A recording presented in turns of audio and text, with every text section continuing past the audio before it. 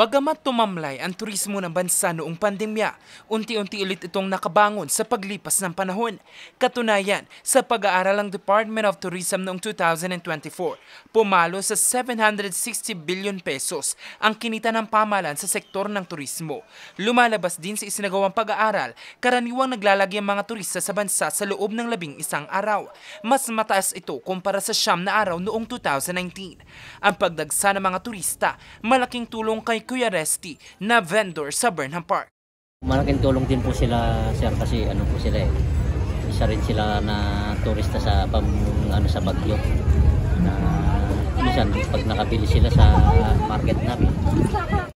Malaking susi raw sa paglago pa ng turismo ng Pilipinas sa international market ay ang iba't ibang inilunsad nilang global campaign.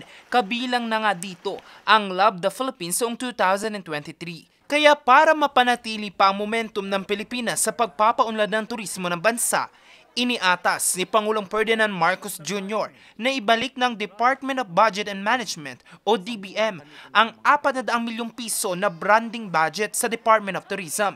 Ayon sa Pangulo, napapanahon ito lalo pat nakikilala muli sa buong mundo ang galing ng mga Pilipino sa larangan ng pampalakasan, performing arts at ang ambag ng mga health workers noong pandemya.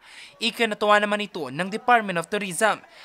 Ayon sa ahensya, mas magkakaroon pa sila ng global media placement. Ibig sabihin, mas magkakaroon ng malaking engagement at mas marami pang oportunidad sa kalakalan at consumer activation. Ang pondo ay huhugutin sa contingency fund ng Office of the President. Nauna nang nagsumiti ang Department of Tourism sa pamumuno ni Secretary Maria Cristina Frasco ng reinstatement ng 400 million pesos na branding budget ng ahensya. Jose Robert Inventor, RNG News.